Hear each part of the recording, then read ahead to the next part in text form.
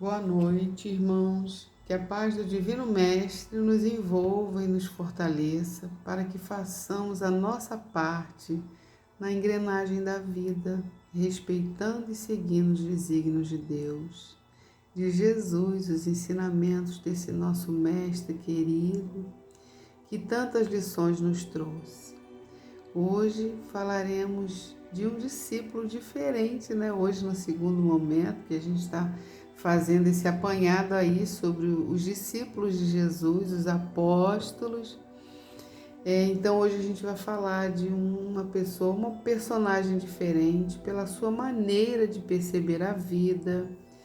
Ele foi um homem que tinha bastante dificuldade de interpretar o que Jesus dizia, né? O que alguns dos outros tinham em abundância, nele era escassez, né? A sua mente não conseguia armazenar conhecimentos nem extrair o saber que vinha envolvido nas parábolas de Jesus.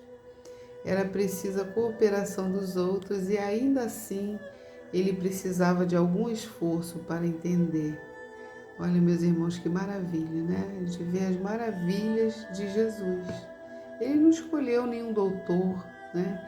Ele escolheu pessoas comuns, assim como nós, para nos ofertar o exemplo, né? E a certeza de que todos nós podemos nos melhorar a cada instante.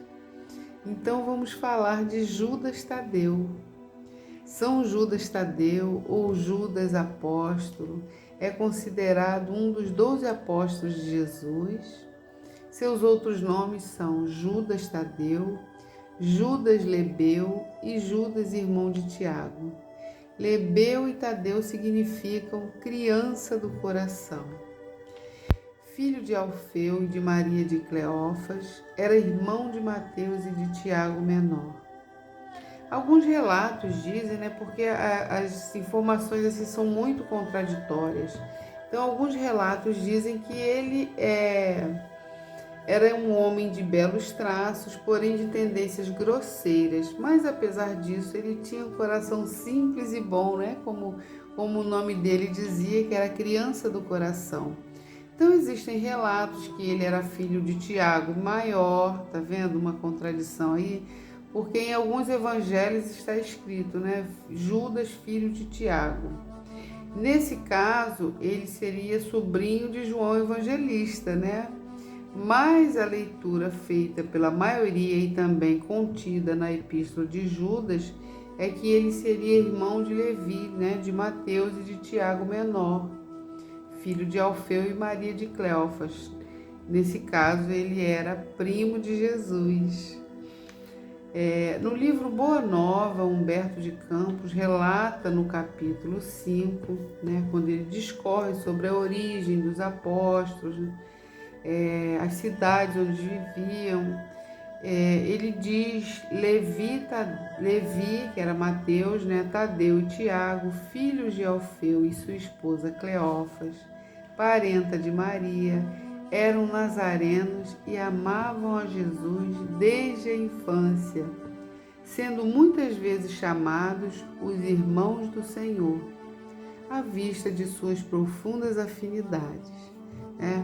E a gente não pode esquecer também que João Evangelista e Tiago Maior também eram primos de Jesus, porque eles eram filhos de Salomé, que era irmã de Maria. Então a gente percebe aí nesse contexto que pelo menos 5 dos apóstolos tinham parentesco sanguíneo com Jesus, né? Então, ele às vezes é confundido com Judas, o irmão de Jesus, mas não com Judas Iscariotes, né? Que é aquele que traiu Jesus. A tradição conta que Judas Tadeu pregou o evangelho na Judéia, na Samaria, Idumeia, Síria, Mesopotâmia e na Líbia, né? E em dado momento ele também saiu com aqueles 72 para fazer a pregação, né, que Jesus designou nas cidades. Ele esteve presente no dia de Pentecoste. A palavra Pentecoste deriva do grego, né, Pentecosté, que significa quinquagésimo, uma referência ao 50º dia depois da Páscoa, né, que era uma festa alegre e de ação de graças, em que se dava graças a Deus pela colheita do trigo. Então, nesse dia, todo o trabalho era proibido. Mas no Novo Testamento, Pentecostes é mencionado em 3 passagens diferentes. A primeira, né, depois da morte de Jesus, se refere às línguas de fogo que desceram sobre a comunidade cristã. Então, Judas Tadeu ele estava presente nesse momento.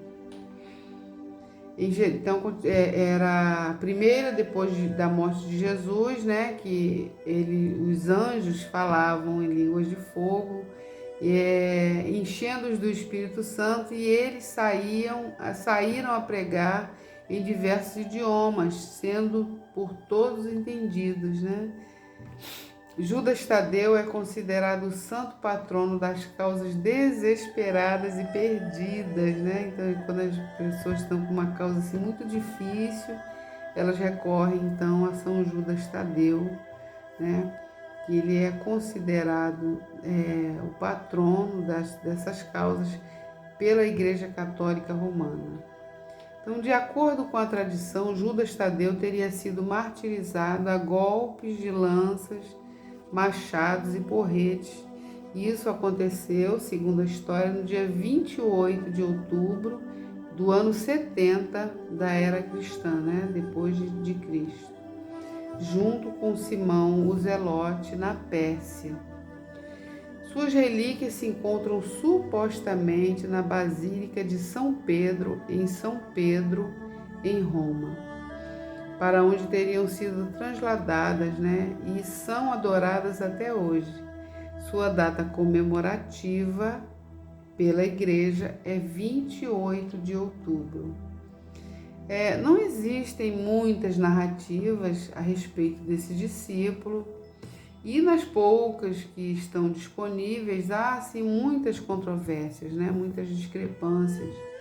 Mas podemos observar alguns vídeos e também o livro Ave Luz, de João Nunes Maia, e Boa Nova, de Humberto de Campos, né? E lá tem assim relatos bastante interessantes. Então, Judas quase nunca, né?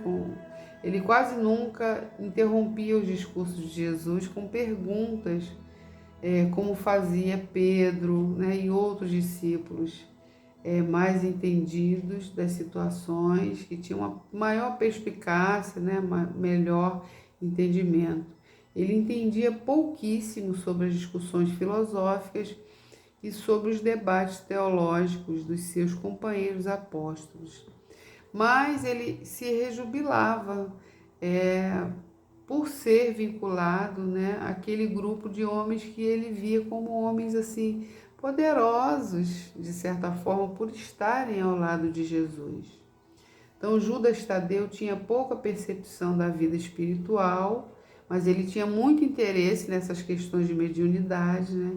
E por vezes ele se sentia triste e rogava a Deus para que entendesse melhor o que Jesus dizia, porque ele tinha muita dificuldade, não é?